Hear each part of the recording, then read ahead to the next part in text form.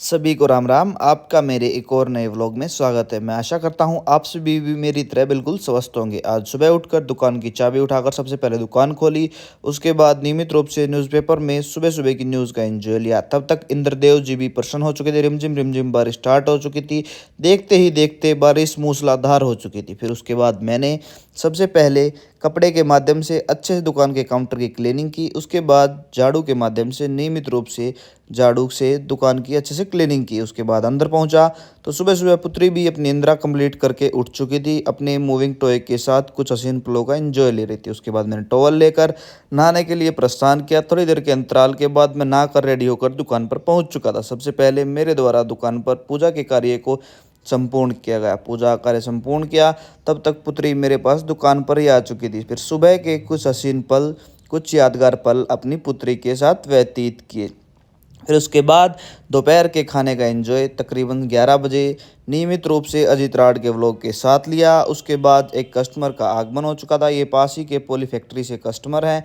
इनको अपनी आवश्यकता अनुसार बैटमेट सीजी की ऑइंटमेंट की आवश्यकता थी। उनको ऑइंटमेंट दी, उन्होंने डिजिटल माध्यम से पेमेंट की। उसके बाद दोपहर को 1 बजे भौमिक भैया का दुकान पर समोसे के साथ आगमन हुआ। फिर भौमिक भैया के साथ समोसे और कोल्ड ड्रिंक का एंजॉय लिया गया। उसके बाद एक और कस्टमर का दुकान पर आगमन हो चुका था। ये अभी अभी हमारे गांव के सिविल हॉस्पिटल से डॉक्टर से अपनी जांचें करवा के आए हैं। इनको कुछ यूरिनरी इन्फेक्शन था जिसमें डॉक्टर ने कुछ मेडिसिन प्रेस्क्राइब की गई थी, जो कि मेडिसिन थी इस प्रकार। निट्रोफोंटिन 100 mg की टैबलेट्स बीडी थी, जो कि 5 दिन के लिए थी।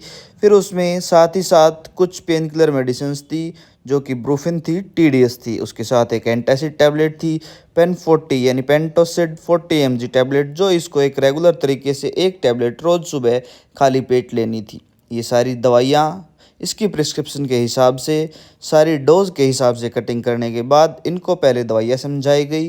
फिर उसके बाद सारी दवाइयों को एक एनवलप में पैक किया गया। एनवलप में पैक करने के बाद मेडिसिन्स की पेमेंट कैलकुलेट करके भैया को बताई गई। फिर भैया ने मेडिसिन्स की पेमेंट मेरे को दी और अपनी दवाइयाँ लेकर अपने गंतव्य की तरफ रवानगी ली। फिर उसके बाद दुकान पर पशु चिकित्सक का आगमन हुआ। उनको 10 ml गायनारिच इंजेक्शन की आवश्यकता थी। उनको 10 ml गैनरिच इंजेक्शन दिया गया और उनका कुछ पिछला हिसाब पेंडिंग था। वो दुकान से अपनी बुकलेट निकाल कर उसमें से कैलकुलेट करके उनको उनका हिसाब बताया गया।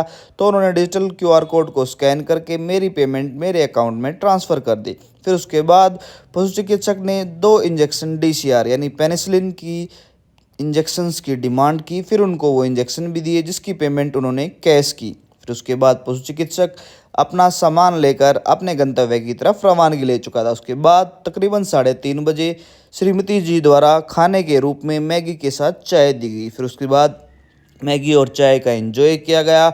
उसके बाद एक पेशेंट आ चुका था। वो पास ही की टाइल्स फैक्ट्री से था। उसके हाथ पर एक प्लास्टिक का पाइप लग गया था, जिसकी वजह से उसके हाथ में काफ़ी ज़्यादा इंजरी हो गई थी। घाव काफ़ी ज़्यादा गहरा था। पहले मैंने स्लाइन की मदद से अच्छे से घाव को क्लीन किया। अच्छे से घाव को क्लीन करने के बाद उसके ऊपर बेटाडीन की ऑइंटमेंट लगाकर अच्छे से ड्रेसिंग की गई। ड्रेसिंग करने के बाद अच्छे से उसको हिदायत दी गई कि घाव काफ़ी गहरा है, आपको तकरीबन 3 से 4 दिन तक इस घाव के ऊपर पानी बिल्कुल नहीं लगने देना है।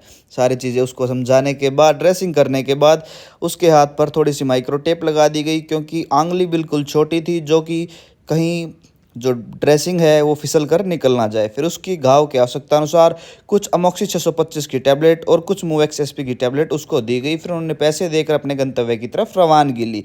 उनके जाने के बाद पशु चिकित्सक का दोबारा से दुकान पर आगमन हुआ। पशु चिकित्सक को उनकी आवश्यकता अनुसार 500 ml सलाइन की बोतल मेरे द्वारा दी गई और उनके बनते हुए 25 रुपये उन मेरे को उन्होंने दिए और बचे हुए पैसे लेकर अपने गंतव्य की तरफ रवानगी ले चुके थे। शाम को मुकुल भैया का दुकान पर आगमन हो चुका था।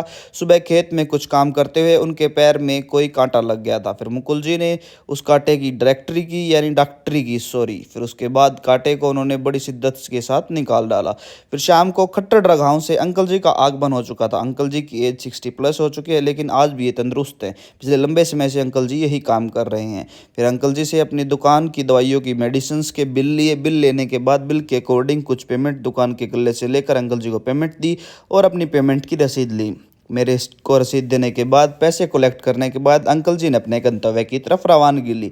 फिर आए हुए सामान में से ओआरएस की पेटी को खोलकर मैंने देखा कि फ्रिज में बिल्कुल ओआरएस फ्रूटी ख़त्म है। तो सबसे पहले ओआरएस फ्रूटी की पेटी को खोलकर फ्रिज के अंदर से दोबारा से ओआरएस फ्रूटी को रिस्टॉक किया गया। अब की बार एप्पल फ्लेवर आया है और बची हुई एक ट्रे को ऊपर लगाया गया, क्योंकि कुछ पेशेंट इस मौसम में ठंडी फ्रूटी नहीं पीते। उसके बाद शाम को दुकान बढ़ा के अंदर पहुंचकर कुछ हसीन पल अपनी पुत्री के साथ व्यतीत किए। दोस्तों, आपको व्लॉग अच्छा लगे तो प्लीज़ व्लॉग को लाइक करें, हमारे फेसबुक और यूट्यूब पेज द फार्मासिस्ट और यूट्यूब चैनल द फार्मासिस्ट को सब्सक्राइब करें। फिर मिलते हैं दोस्तों नए व्लॉग में, तब तक के लिए धन्यवाद।